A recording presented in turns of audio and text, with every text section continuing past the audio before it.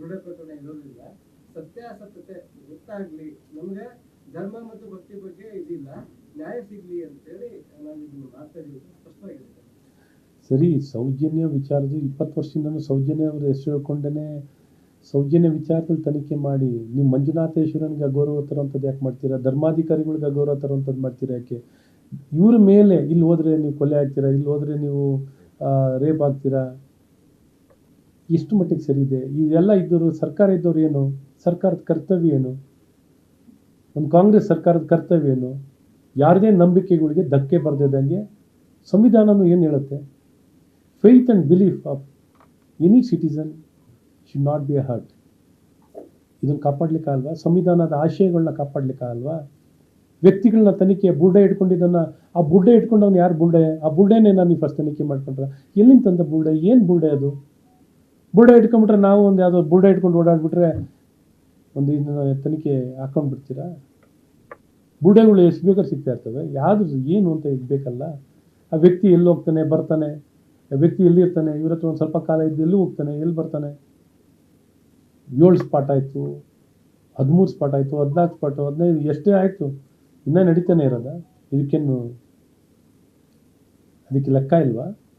ಜವಾಬ್ದಾರಿ ಇಲ್ವಾ? ಒಂದು ಸರ್ಕಾರ ಎಲ್ಲರಿಗೂ ಸಲ್ಲಬೇಕು, ಎಲ್ಲರ ಭಾವನೆಗಳನ್ನು ಗಮನದಲ್ಲಿಟ್ಕೊಂಡು ಯಾವ ರೀತಿ ನೀವು ಸಮರ್ಥಿಸ್ಕೊಂಡ್ರೋ KGಹಳ್ಳಿ DGಹಳ್ಳಿ ಸಂದರ್ಭದಲ್ಲಿ ಸಮರ್ಥನೆ ಮಾಡಿಕೊಂಡ್ರು.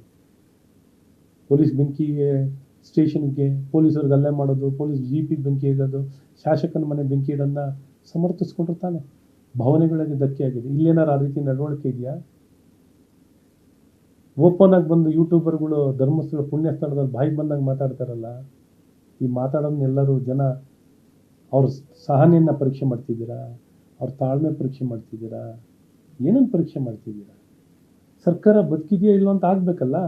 ಸರ್ಕಾರ ಬದುಕಿದೆ, ಕಾಂಗ್ರೆಸ್ ಸರ್ಕಾರ ಬದುಕಿದೆ ಅಂದರೆ ತೋರಿಸ್ಲಿ. ಯಾರ ತನಿಖೆಗೆ ಅಡಚಣೆ ಮಾಡಿದಾರಾ? ತನಿಖೆ ಬೇಡ ಅಂತ ಹೇಳಿದ್ದಾರೆ, ಎಲ್ಲರೂ ಸ್ವಾಗತಿಸಿದ್ದಾರೆ. ನೀವು SITನಾರ ಮಾಡಿ, CBIನಾರ ಮಾಡಿ, NIಗಾರ ಕೊಡಿ, ನೀವು CID ಕೊಡ್ತೀರ ಕೊಡಿ, ಏನೇನು ಬೇಕು ಮಾಡ್ಕೊಳ್ಳಿ, ಅದ್ರ ಬಗ್ಗೆ ಎಲ್ಲ. ಆದರೆ ಕಾಲಮಿತಿಯಲ್ಲಿ ಮಾಡಿ, ಇತ್ಯರ್ಥ ಮಾಡಿ, ಸುಮ್ಮನೆ ಮುಂದೆ ಹೇಳ್ಕೊಂಡು ಮುಂದಕ್ಕೆ ಹೋಗೋದು ಬೇಡ. ಮತ್ತು ಯಾರು ಈ ಅನಾನ್ಮಿಕ ವ್ಯಕ್ತಿ ಮತ್ತು ಅವನಿಂದೆ ಇರೋನು ಅವ್ರನ್ನೆಲ್ಲರನ್ನೂ ತನಿಖೆ ಮಾಡಿ ಅನ್ನೋಂಥದ್ದು, SIT ಮಾಡಿ ಅವ್ರಿಗೆ ವಿಶೇಷವಾಗಿ ಸಪ್ರೇಟಾಗಿ ಮಾಡಿ ಆ ಮಹಾನ್ ಭಾವರನ್ನ ತನಿಖೆ ಮಾಡೋವಂಥದ್ದು. ಯಾರ್ಯಾರು ದೊಡ್ಡವರು ಇದಾರಲ್ಲ ಅವ್ರನ್ನೆಲ್ಲ ಆಚೆ ತನ್ನಿ. ನೀವು ನಿಜಕ್ಕೂ ಆಗ ಸರ್ಕಾರಕ್ಕೆ ಈಗೇನು ಹೇಳಿದ್ರಲ್ಲ ಸರ್ ಉಪಮುಖ್ಯಮಂತ್ರಿ ಏನು ಹೇಳಿದ್ರು ಅಂತ, if you are standing with Dharmasthala ensure that. ನೀವು ನಿಜಕ್ಕೂ ಮಂಜುನಾಥೇಶ್ವರನ ನಂಬಿದ್ದೀರಾ,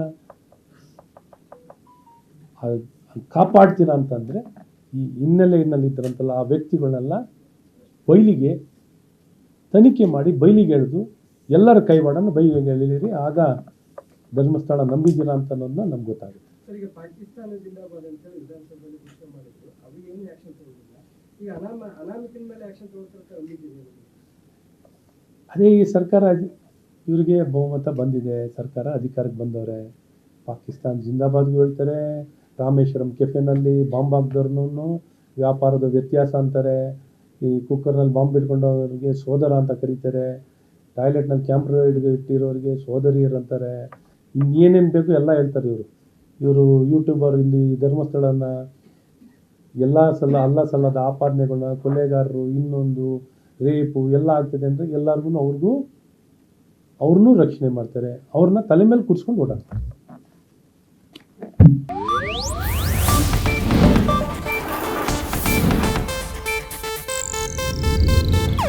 ಇದು ಏಷ್ಯಾನೆಟ್ ನ್ಯೂಸ್ ನೆಟ್ವರ್ಕ್ ಪ್ರಸ್ತುತಿ.